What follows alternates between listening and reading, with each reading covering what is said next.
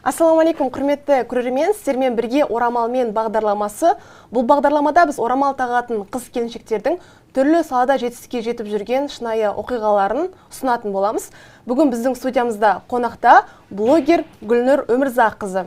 Гүлнұр ханым, студиямызға қош келдіңіз. Қош көрдік, рахмет Динара.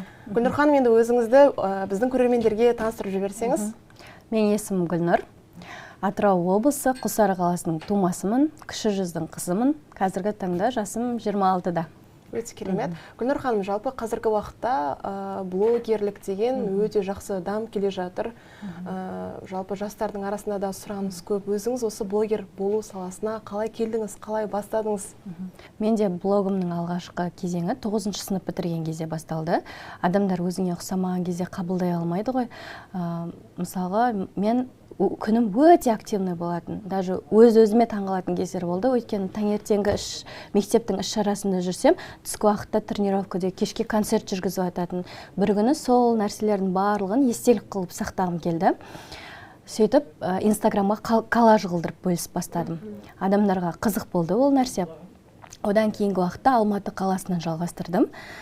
Блогерлік саласының қиындығы, сен басқалар өткізетін өмірді емес, одан қызық нәрселерді көрсетіп, үнемі көз алдында жүру керексің да. И сол үшін үнемі идея, жан-жақтылық сенде болу керек. Сол жан-жақтылық мектеп кезіндегі қазіргі күннің жемісі болып отыр қазіргі таңда. Керемет. Ал осы блогерлік сала, жалпы 11 жылдық еңбегіңіздің сізге бергені қандай болды? Қандай мүмкіндіктерге жеткізді? Қандай орта, мысалы шетелге шығу, тағы қандай мүмкіндіктерді берді? Соны ашып айтсаңыз. Қазір, мысалға, мектеп кезімде мен армандайтын өмір болды. Оған мен ойлайтын 40 жасында жетем деп. Бірақ Аллаға шүкір, Инстаграмның арқасында ол нәрсенің барлығын 20 жасында көрдім десем де болады. Ол нәрсенің маған бергізген пайдасы дүниелік нәрселер болады ғой. Соның потребностың барлығы жабылып, қазіргі таңда ойлау деңгейім өзгерді, шыны керек. Қазіргі мақсат қойған нәрселерім уже үлкен нәрселерге мақсат қоя бастадым. Өйткені бұрынғы картинада үлкен істерді бір аға буын, 40-50 жасқа жеткен адамдар жасайды деп ойласам, жоқ, олай емес екен. Сол жағына маған үлкен көмектесті. Мысалға, көп шетелді көрдік, мышлениені өзгертті. Одан бөлек жақсы орта, мысалға, қазір табысты. Мысалға, маған жақсы ортаны берді. Өйткені ол жақсы ортада жүретін адамдар қандай болады? Барлық жағынан дамыған, мықты тұлғалар болады. Және сол тұлғалардың ортасында жүріп, сен де өсесің, есейесің. Негізі қазіргі таңда айтар едім, кез келген нәрсе әлеуметтік желіме өте байланысты, тығыз байланысты. Мысалға, жаңа сайттыңыз орта берді деген сияқты. Демек, блогинг сізге жаңағыдай 20 жасында қалағанға жету үшін жақсы табыс көзін әкелген болып тұр. Сонда блог арқылы қалай табысқа жетуге болады? Жалпы өзің қосымша кәсіп жасауың керек па, әлде бір нәрсе сату керек па, әлде Инстаграм төлейді ма, қалай соны ашып айтсаңыз? Үлкен кісілер, басында Инстаграм ең дамып жатқан кезде адамдардың бірінші сұрағы Инстаграм сендерге өзі просмотр үшін ақша төлей ма, қалай деген сұрақты жиі қоятын. Бірнеше сферасымен қамтуға болады. Мысалға, сен блогыңды жүргіздің, дамыдың. Егер кәсіпкерлер бизнесін жүргізгісі келсе, саған жарнама жасап беруін ұсынады, оған ақы төлейді. Немесе сен екінші бағытты таңдай аласың, өзіңнің брендіңді қалыптастыру. Мысалға, бизнесте қалай көп адам көрсе, көп сатылым болады. Сені көп адам көрген сайын, сенімді аудиторияға жақсы сапалы нәрсе ұсынсаң, тұтынушылар болады деген сияқты, өз брендіңді қалыптастырып, кәсібіңді жасауға болады. Осы көбіне екі форматта болады. Инстаграм ол жерде ешқандай ақы төлемейді. Қазір барлық жұмыстар адаммен байланысты болғандықтан, клиентің сенің адамдар болады ол жерде. Яғни екі бағытта өзіңнің кәсібіңді жүргізіп, сол Инстаграм арқылы жарнамалай аласыз, немесе кәсіпкерлерді жарнамалау арқылы табыс табасың. Енді сіз өзіңіз ең басында өзіңіздің кәсіпкер ретінде көрсетіп, осы күнге шейін бірнеше кәсіпті жасадыңыз. Сол жайлы айта кетсеңіз, демек бұл Инстаграм арқылы, яғни әлеуметтік желі сіздің қабілеттеріңізді де ашқан сияқты, сол арқылы табыс табуға көмектескен сияқты. Дұрыс айтасың, Динара, өйткені менің студент кезде бірнеше нәрсені үйренуге құлшынысым болды да. Ол кезде блогты қатар жүргізетінмін. Торт кәсібімен айналыстым. Мысалы, қаншама мың қыздарға офлайн және камерада отырып торт пісіруді үйреттім. Және де Инстаграмды жүргізу бағытын үйреткен жерлерім болды. Одан бөлек саудамен айналыстық. Қытай еліне барып, соңғы шекара ашылған кезде 2 жыл тұрақты саудамен айналыстық. Мысалы, Қытайдағы өте жақсы товарлар болады, бағасы өте тиімді. Соны халыққа тиімді бағада жеткізуге көп көмегіміз тиді. Мысалы, қазіргі таңда сауда қарым-қатынасы блогерлермен өте жақсы болып жатыр. Ал мысалға, жаңыз Қытайға барып табыс таптым дедіңіз. Және бұл жерде өзіңіз ғана табыс тауып қоймай, басқалардың да осы кәсіппен айналысуға, тортпен айналысуға себепкер болып жатырсыз, иә? Мысалы, шәкірттерімнен қазіргі таңда көп пікір естіп жатамын. Осы тортты үйренгеннен кейін мен өзімнің қаламда торт кәсібімді аштым. Мен үйде отырып тұрақты қазір табыс тауып жатырмын. Мысалы, кейбіреулер болады, өзім үшін үйрендім. Күнде үйде үй ішімді тәттілермен қуантып отырамын деген сияқты. Осындай көп пікір алып жатамын, және бұның барлығы сол тікелей көрмесем де камера арқылы, блогинг арқылы онлайн болды барлығы. Жалпы блог арқылы жақсы табыс табуға, сондай мүмкіндіктерге жетуге болатынын түсіндік. Бірақ бұл блогты дұрыс жүргізудің жағын айта кетсек, яғни қазір дұрыс емес жарнамаларды жасау, жаңағыдай түрлі алдау оқиғалары болып жатыр. Содан сақтану үшін жалпы блогты бастайын деп жатқан адам нені білу керек, неден бас тарту керек, соның шекарасын бір ашып айтсаңыз. Көп байқалған нәрсе, бірінші адамдар табысқа қояды. Өзінің мақсатын, немен айналысқысы келетінін түсінбей, бірінші фокусты табысқа қойып жатады. Мен ойлайтын едім, бірінші мақсатты қойып, одан кейін барып жүргізу. Өйткені халық алдына шыққаннан кейін сенің әр сөзің үлкен жауапкершілік ол жерде. Біз ойлаймыз ғой, кез келген сөйлей салуға болмайды, өйткені барлық нәрсенің сұрауы болады. Ең бірінші айтатын едім, оның бастауы үйдегі тәрбиеден. Өйткені сен блогты жүргізген кезде осыған дейін жинаған білім ақпараттарының барлығы басыңда тұрады. Сондықтан әр блог бастаушы адам ойлайтын едім, мен халықтың алдындамын. Өйткені бір бөлмеде камерада отырып сөйлеу мүмкін, оны мыңдаған адам көрсетілімдерді есепке алмау мүмкін да. Бірақ сен сөйлеп жатқан кезде жас жеткіншектер естіп, сенің айтқан ақпаратыңды дұрыс деп сіңіріп, қате пікірмен тәрбиеленіп кетуі мүмкін. Сондықтан айтар едім, блогерлердің жауапкершілігі қарапайым халыққа қарағанда 2-3 есе жауапкершілігі артығырақ. Сондықтан жалпы мысалы қазір түрлі витаминдерді жарнамалап жатыр. Яғни оны блогер тексеріп жатыр ма, тексеріп жатқан жоқ па? Жалпы халықта ақпаратты бір сүзгіден өткізіп, және де тексеріп барып тыңдау керек сияқты. Қазіргі уақытта өткен ақпарат өте көп қой. Бұрынғы уақытта адамдар барлық нәрсеге сеніп тұтына беретін. Бірақ қазір айтар едім, халықтың көзі ашық. Мысалға, блогер жарнама жасап жатқан кезде, оның осыған дейінгі жинаған абыройына да қарайтын болған. Өйткені мысалға, пікір алмасамыз ғой, сол кезде естіп жатам, ой, бұл блогер әр нәрсені біреу жарнамалай береді деп құнсыздандырады, ал бір кісіні қарайды, бұл кісінің әрбір сөзіне сенуге болады, өйткені бұл кісі қатты қарайды. Халық ондай шешімге қалай келді? Оның осыған дейінгі көрсеткен нәрселерінің барлығынан сүзгіден өткізіп, анализ жасау арқылы айтып отырды. Сондықтан қазіргі таңда айтар едім, халықтың көзі, көкірегі ашық, кімді тыңдау керек, кімді тыңдамау керек деген сияқты сол нәрселердің барлығын біледі. Жақсы, жаңа сіз балаға тәрбие беру керек деп айттыңыз. Мысалы, қазір Инстаграм, TikTok, кішкентай балаларымыз әлеуметтік желіні өте белсенді түрде пайдалана бастады, жүргізе бастады. Енді жалпы баламызды осындай ақпараттық түрлі жаңағыдай дұрыс емес ұсыныстарда, немесе дұрыс емес бір көздерден сақтау үшін біз қандай бағыт көрсетуіміз керек? Қазір барлығының қолында телефон, барлығының қолында TikTok, барлығының қолында YouTube бар. Олар тоқтаусыз ақпаратты көріп жатыр. Біз осындай балаларымызға қалай бағыт көрсете аламыз? Яғни дұрыс жүргізу үшін, дұрыс баламыз әлеуметтік желіні пайдалану үшін. Біз айтамыз ғой көбіне, ондайдың алдын алу үшін тоқтатуымыз керек, дұрыс емес жүргізетіндерді деп, бірақ біз олай жасай алмаймыз, өйткені адамда еркіндік құқығы бар. Сондықтан дұрыс емес жолда жүрген адамдар болса, жабу керек деп айтқанмен іс жүзінде ешқандай нәрсе жасай алмаймыз.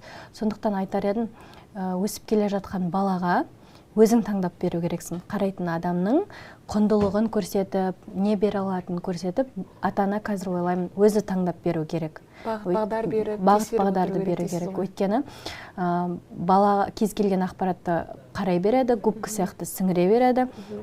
Ол жерде ата-ананың да рөлі үлкен.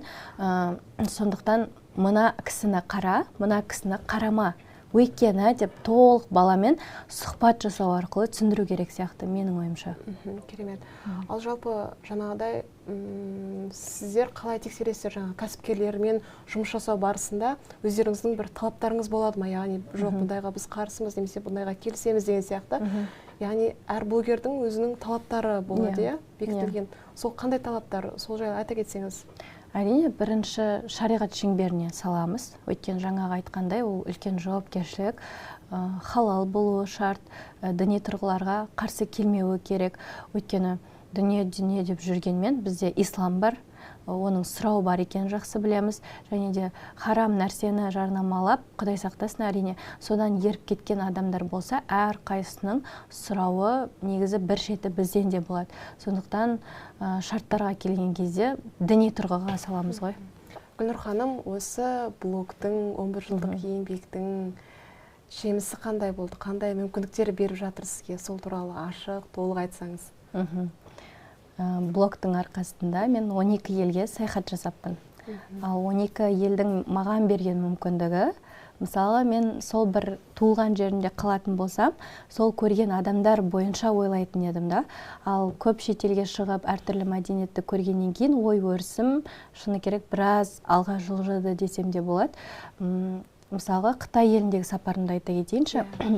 Біз 14 күн бойы машинамен тек заводтар аралағанбыз. Басында түсінбедім, ауыр металлургиядан бастадық. Мысалы, аяқ киім болса, детально қалай жасалатын барлығын көріп шықтық та. Сосын елге келгеннен кейін менде 1,5 жыл патриоттық сезім қатты дамып кетті. Қай жағынан сонда? Мен де елімде осындай өнеркәсіптің болғанын қалаймын. Сосын күнде қоятын сұрағым, сол өнеркәсіп үшін мен не істей аламын?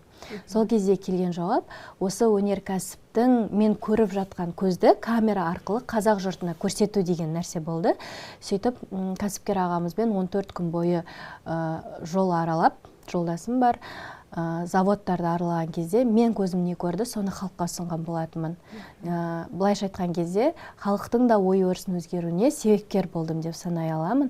Мысалы, таксиге мінген кезде де махаббат әндерін қойса, өшіріңізші, мен өзім музыка қойыншы деп патриоттық әндер қойып жүрген кезім болды.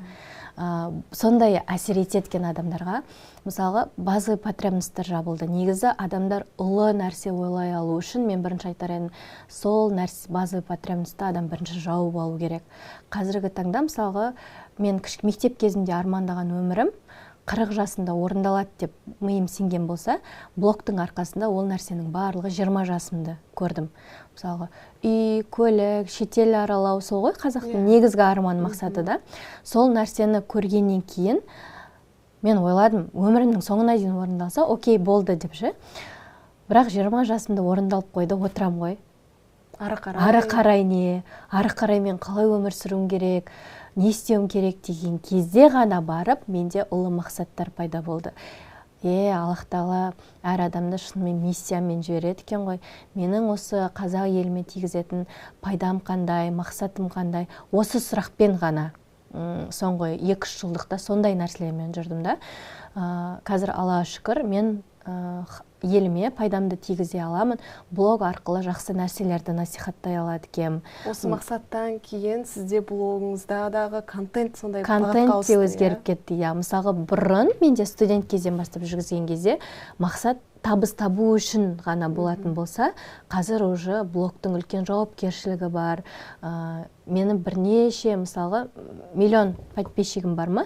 Миллион адам қарап отыр. Менің әр қадамым, әр сөзім бұл жауапкершілік мен халқыма беретін пайдам болу керек. Бұл арқылы бір-екі адам өзгерсе де менің, мысалға, мақсатымның айқындалғаны деген сондай бір көп үлкен өзгерістер болды. Қазіргі нәрсе сондай нәрселермен ғой.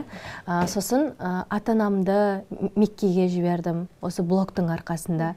Жақындарыма, бауырларыма көмектесіп жатырмын деген сияқты. Мысалға, өзіңнің қажеттілігіңді жауып, айналадағы жақындарының қажеттілігіне көмектесіп болғаннан кейін, сенде уже қазақ халқыма көмектескім келеді деген ниет пайда болады екен. Және осы нәрсе егер блог арқылы болмаса, мен мысалы 40 жаста келіп, осы нәрселерді 40 жаста ойланып жатыратын бенімше. Сондықтан айтар едім, үлкен кісілер балалары Инстаграм жүргізем десе, шошынбай, керісінше поддержка беріп, бағдарды көрсете отырып, баланың есеюіне, дамуына, тұлға болып қалыптасуына блог арқылы көмектессе екен дер едім. Керемет. Жалпы осындай үлкен аудиторияның артында енді хейт те болатыны анық. Хейтке және жағымсыз пікірлерге қандай көзқарас болу керек? Өзіңізді қалай ұстайсыз өзіңізді? Бұрын хейт жаса ойлайтын, неге жазады, жақсы жолда жүр, наоборот, поддержка бермейтін бет деп. Қазір қарасам, хейт негізі жақсы өсуге керемет мүмкіндік екен. Қазір болғанына қуанам. Өйткені сен сол арқылы бой түзейсің, ой түзейсің, өзіңді дұрыстайсың. Әсіресе Инстаграмда орамалды қыздарға жауапкершілік тым жоғары, шектеу тым жоғары. Оның әрине зиян тұсы да бар, пайдалы тұсы да бар. Мен ойлаймын, ешкім хейт жазбай, адамға мүмкіндік беріп қойса, адам шарықтау шегінен шығып кетуі де мүмкін. Ғажап нәрселер бар да. Сондықтан ол нәрсені егер мені өзімді түзету мақсатында беріліп жатыр деп қабылдаса, мен ойлаймын, ол нәрсе өсіреді, адамды жақсы өсіреді. Өте керемет. Дәл қазір осы әлеуметтік желіде өзіңіздің мағыналы видеоларыңызбен бөлісіп бастадыңыз. Халық арасында жалпы сұраныс қандай, кері байланыс қалай болып жатыр? Мен өзім тұрмыста ерте жаста шықтым. Қазір 2 сәбиім бар. Тұрмыстық өмірді көргеннен кейін ол жердегі әйелде қандай боль бар, соның барлығын демей ақ қойын, біразын түсінемін, білемін десем де болады. Қазіргі уақытта қоғамның тенденциясы өзгерді ғой. Бұрын әйелдің теңдігі төмен деп қарастырса, соңғы 2-3 жылдықта жоғары деп, мысалға, нормадан асыр жерді десем де болады ше. Ал мен блог арқылы жеткізгім келді. Әйел мен ер адам, діни тұрғыда негізі ер адам жоғары ғой әрдайым. Бірақ ол дегеніміз әйелдің мәртебесін түсіріп тастау деген сөз емес қой. Исламдағы әйел мәртебесі өте жоғары. Сол нәрсені жеткізгім келді ғой. Әйел мен ер, мысалы, қазір тең емес, әйел бір сатты төмен десем, халық қабылдай алмайды ол нәрсені. Ол бір белгілі уақыттан кейін келеді ше. Сондықтан жеткізгім келген нәрсе отбасы құндылығында, отбасылық гармония ислам шеңберінде болса, ол нәрсе дұрыс. Сол нәрсені жеткізгім келді. Мысалы, біз 2 түрлі ситуацияны көрсетеміз. Біреуі жақсы семьяның көрінісі, біреуі дұрыс емес, мысалы, дұрыс емес ер адам болады, дұрыс емес әйел адам болады. Соның көрінісін көрсету арқылы ол 2 бөліктен адам өзін көреді, бәрібір өзін көреді. Либо мен жақсымын деген картинаны алады, мен дұрыс қалыпта екенмін ғой деген сияқты. Біреуі, мен жаман рөлдің ішіндемін ғой. Демек, қарым-қатынасымды түзесе, мен мынандай болады екенмін деген көріністі көретін болады. Сол нәрседен адам өзіне сабақ алып, өзін бой түзесе екен деген мағынада жеткізгіміз келді. Өйткені адамға сенің мына жерің дұрыс емес, өзгерт деп ақыл айтсаң, қабылдай алмайды. Мен бір уақыттары блогты солай жүргізіп көргенмін. Сол кезде ең қатты хейтті қабылдаған кезім сол момент. Адам ақылды қабылдай алмайды. Егер сен өзіңнің бойыңнан ол адамға кесірін тимейтіндей өзіңнен өткізіп, өзіңнің тарапыңнан беретін болса, адамға қабылдау да жеңілірек болады екен. Ал жалпы осы өзіңіздің отбасыңыздың, жолдасыңыздың көзқарасы қалай? Балаларыңызбен қиын емес па блог жүргізу? Бала болғаннан кейін, қиын деп айтсам болады. Ол үшін адамда ерік, күш, жігер керек деп айтар едім. Өйткені мына жақта сенің бала тәрбиең тұрады, мына жақта үй қызметің тұрады, мына жақта еріңнің разылығы тұрады, мына жақта бала-шаға тұрады. Бір жағынан тұрады да сенің өзіңнің дамуың тұрады. Ол ойлаймын бірден қалыптасатын нәрсе емес. Адам табандылығы мен даму әрекетін тоқтатпаса, бірте-бірте әр жерден пазл жинап құрастырылатын картина деп ойлаймын да. Мен жалпы айтар едім, адам мінсізбін деген деңгейге ешқашан жете алмайды.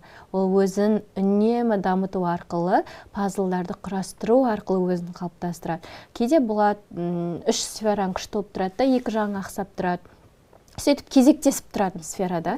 Сосын анандай дүние бар, сен бір нәрсеге жеткің келсе, бір нәрсені құрбан етуге дайын бол деген сияқты. Мысалға, қазір жұмыс жасау барысындамын, мен қазір құрбылармен көп кездесуді құрбандыққа шалдым да.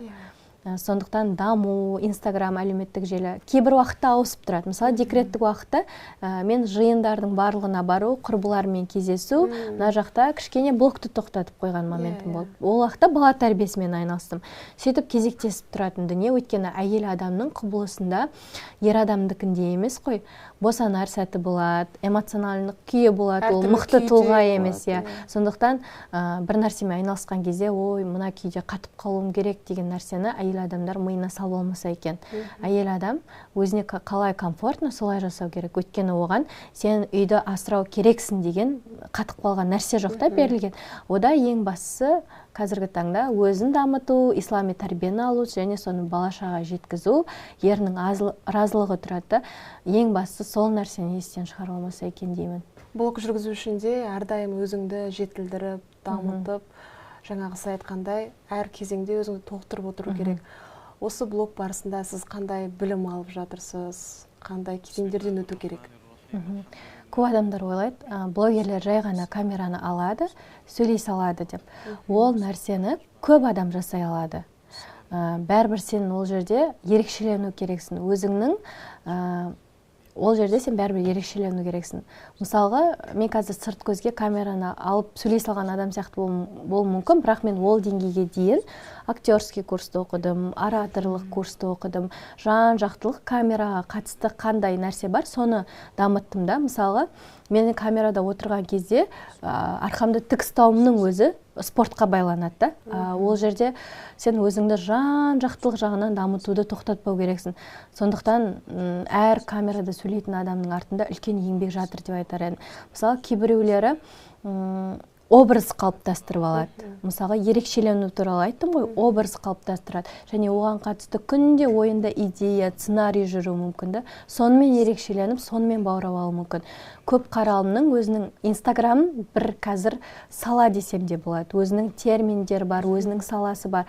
Мысалға, мен Инстаграм жүргізген кезде камерада жалғыз мен ғана емес, жанында мобилограф жүреді. Мысалы, қазіргі таңда қоғамға ой тастайтын видеолар түсіріп жүрміз ғой. Мысалға, оның артында сценарист деген бөлек маман бар.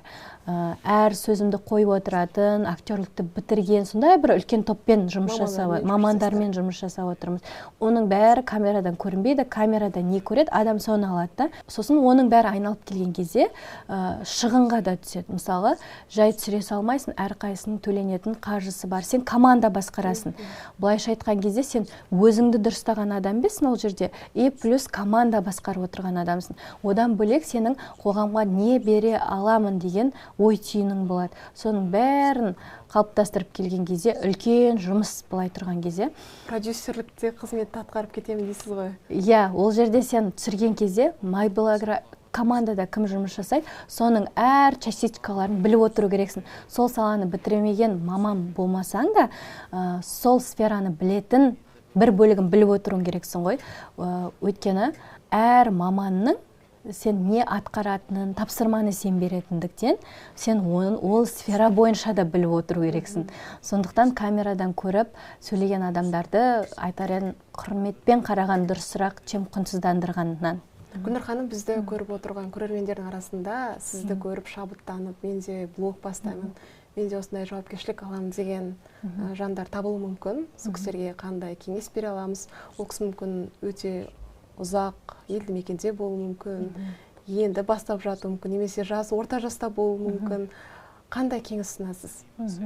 Көп адам блог бастаған кезде себеп салдарын көп табылады. Менде әдемі түсіретін камера жоқ, мен не көрсетемін деген сияқты. Әрбір адамның өзінің бір ерекшелігі бар. Және де бастапқы кезде ешқандай нәрсеге мән бермей, главный, любой адамда интернет бар, кез келген адамда телефон бар. Қандай сенің ерекшелігің бар, соны камераға көрсету арқылы дамуын жалғастыра берсе, ол бір күні бір шыңды бағындырады. Сол бастапқы кездегі қиындықтардан өтіп алу керек. Ол жерде жас та маңызды емес, өйткені мүмкіндікті айтсам, Инстаграмның беретін мүмкіндігі өте орасан зор. Сенің армандаған арманыңды орындауға күшті мүмкіндік. Мысалы, менің өзім басқа жерде жұмыс жасағым келмейді. Мен табысты балаларымның қасында отырып тапқым келеді деп армандайтынмын. Қазір сол блогерліктің арқасында балаларымның қасында жүріп, өзімді дамытып, бала тәрбиесіне де үлгеріп, табысты да табудамын да. Мысалға, қазір 50 жастағы кісілер де блогерлікті бастап жатыр. Осыдан 1-2 жыл бұрын таңсық нәрсе болса, ол қазір үйреншікті нәрсе болып кетті. Сондықтан қандай ерекшелігіңіз бар, соны көрсету ғана керек. Және де ұмытпауымыз керек нәрсе, біздің қазақи тәрбиеміз бар, дініміз бар. Сол нәрсемен ұштастыра отырып, шектен шықпай, рамкадан шықпай, халыққа не пайдалы нәрсе бере алам деген нәрсені беру керек. Және жүргізудегі бағыт-бағдарын ұстанып алса. Мысалы, қазір жақсы кісілер бар, таңғы уақыттың берекесін дәріптеп жүрген. Жақсы ұстаздар бар. Үйінде отырып, қаншама мың қыз келіншектерге Құранды үйретіп жатқан кісілер бар. Мысалға, біреу аспаздыққа қызығуы мүмкін. Аспаздықты сіз көрсете отырып, халал, харам тамақтарға тоқтай отырып, адамдарды біліммен азықтандыра аласыз. Кез келген нәрсені таңдасаңыз да, біріктіріп алуға болады дін мен дәстүрге. Демек, Гүлнұр ханым, бұл тек қана қарапайым адам блогты енді бастайын деп жатқан адамға ғана емес, бір саланың маманы болып отырған адамға да өзінің саласын ашып көрсетуге өте үлкен мүмкіндік сияқты, иә? Қазір кез келген мамандықты әлеуметтік желімен байланыстыруды, былайша айтқанда, міндеттеуге келе жатыр негізі. Сондықтан әлеуметтік желіні құнсыздандыра бермей, әр адам дамыту керек деп ойлаймын. Мысалға, мұғалімдерді алсақ, мұғалімдер мектепте 20 баланы оқыта отырып, өзінің табысын тауып жатса, мына жақта мыңдаған адамдарға тағы да қосымша өзінің біліктілігін бере отырып, балаларға жақсы тәрбие бере алады және табыс табу мүмкіндігін жасай алады. Негізі адам табыс тапқан сайын өзінің мүмкіндігін көп көре бастайды. Сондықтан табыс табудан, өзінің білетін нәрсесін айтудан құнсыздандырмағаны дұрыс деп айтар едім. Өйткені керісінше көрсеткен сайын оның көп мүмкіндігі ашылады. Бізде айтады ғой, білімнің ақысын беру бізге міндет. Сол міндетімізді әлеуметтік желі арқылы орындау ол үлкен мүмкіндік. Өте керемет, Гүлнұр ханым, бүгінгі сұхбатыңыз пайдалы болды деп ойлаймын. Студиямызға келіп, осындай ақпараттарыңызбен бөліскеніңізге рахмет айтамыз. Сізге де рахмет, Динара, шақырғаныңызға. Пайдалы болады деген үміттемін. Құрметті көрермендер, біздің бүгінгі бағдарламамыз өзінің аяғына келіп жетті. Келесі бағдарламада кездескенше.